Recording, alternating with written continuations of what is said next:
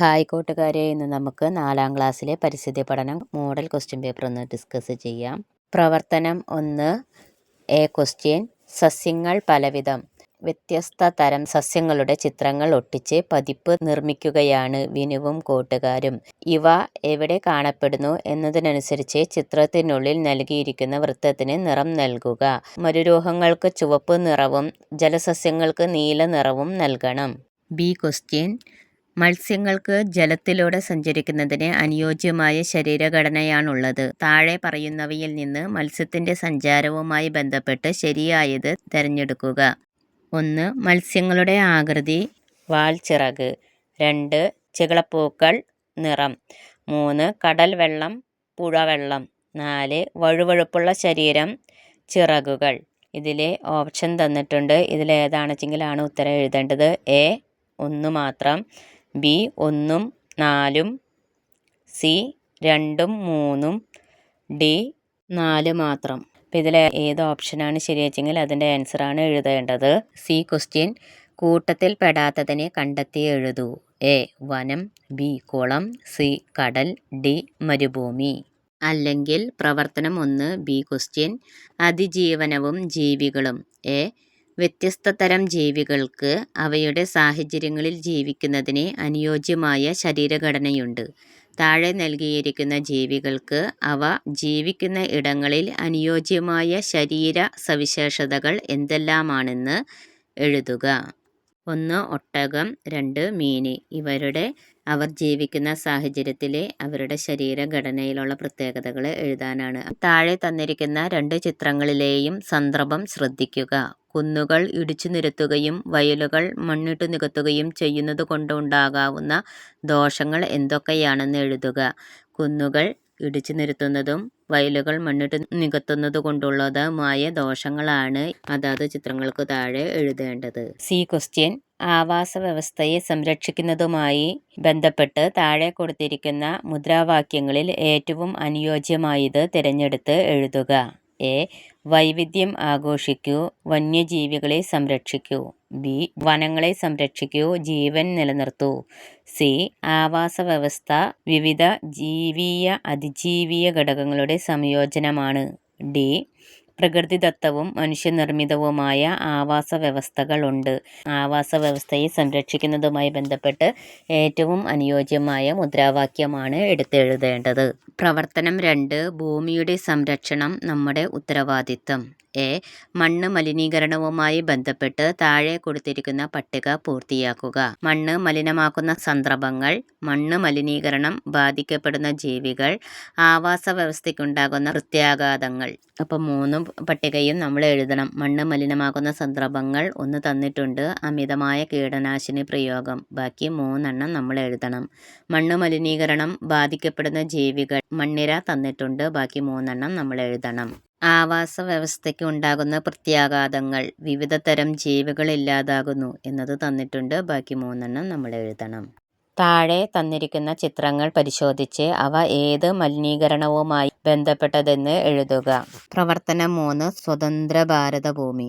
ഏലം, കുരുമുളക് തുടങ്ങിയ സുഗന്ധദ്രവ്യങ്ങളും പട്ട്, പരുത്തി തുടങ്ങിയ തുണിത്തരങ്ങളും വാങ്ങുന്നതിനായി വിദേശികൾ ആദ്യമായി ഇന്ത്യയിലെത്തിയത്. പതിയെ പതിയെ അവർ നാട്ടുരാജാക്കന്മാരിൽ നിന്ന് പ്രത്യേക ആനുകൂല്യങ്ങൾ നേടിയെടുത്ത് വ്യവസായശാലകൾ ആരംഭിച്ചു.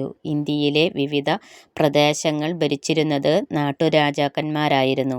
അവർ പരസ്പരം പോരടിച്ചു നിന്നത് ബ്രിട്ടീഷുകാർക്ക് കാര്യങ്ങൾ എളുപ്പമാക്കി. ക്രമേണ കൃഷിയും കച്ചവടവും രാജാക്കന്മാരും അവരുടെ നിയന്ത്രണത്തിലായി. പീരങ്കി, തോക്ക് തുടങ്ങി മെച്ചപ്പെട്ട ആയുധങ്ങളും യുദ്ധതന്ത്രങ്ങളും ഉപയോഗിച്ച് നാട്ടുകാരെയും നാട്ടുരാജാക്കന്മാരെയും വരുതിയിലാക്കി.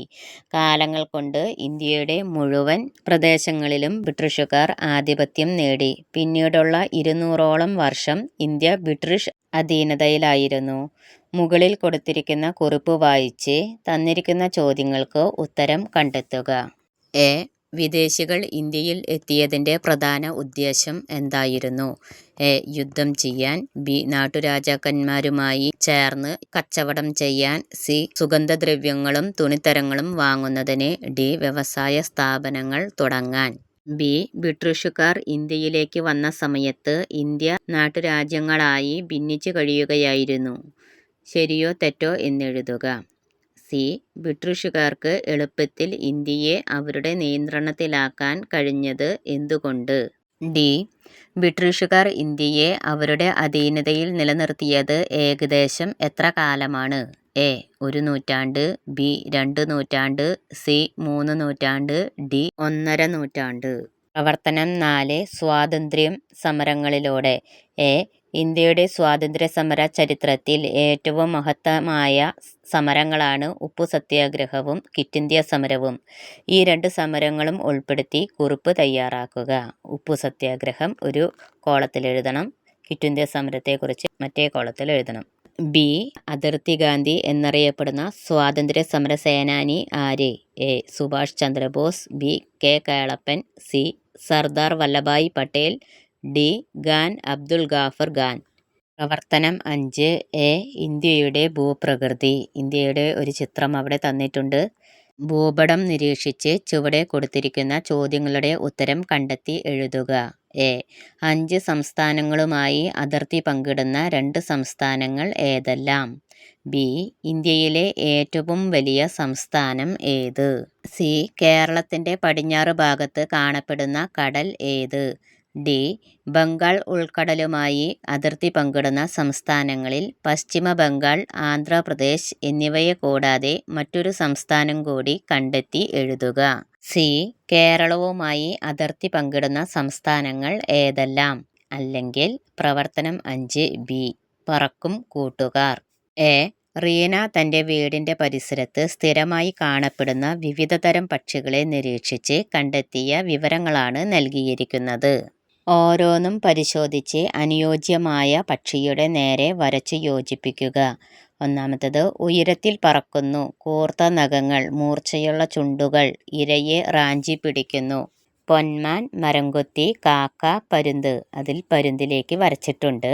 അടുത്തത്, കറുത്ത നിറം, കൂട്ടമായി സഞ്ചരിക്കുന്നു, പരിസരം വൃത്തിയാക്കുന്നു.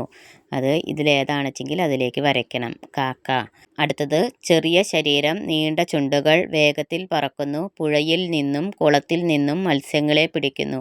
ഏതാണ്? പൊന്മാനാണ്.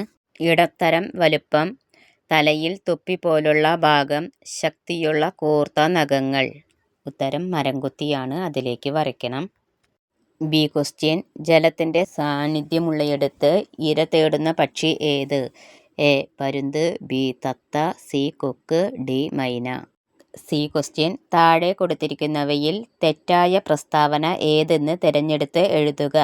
എ. എല്ലാ പക്ഷികളുടെയും ശരീരഘടന ഒരുപോലെയാണ്. ബി. ആഹാര സമ്പാദന രീതിയും പക്ഷികളുടെ ശരീരഘടനയുമായി ബന്ധമുണ്ട്. സി.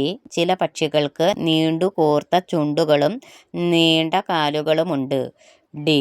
ജലമുള്ള സ്ഥലങ്ങളിൽ കാണപ്പെടുന്ന പക്ഷികൾക്ക് എണ്ണമയമുള്ള തൂവലുകൾ ഉണ്ടായിരിക്കും. ഇതിൽ തെറ്റായ പ്രസ്താവന ഏതെങ്കിൽ അതാണ് എടുത്തെഴുതേണ്ടത്. ഇനി നമുക്ക് മറ്റൊരു വീഡിയോയുമായി നാളെ വീണ്ടും കാണാം. ബൈ.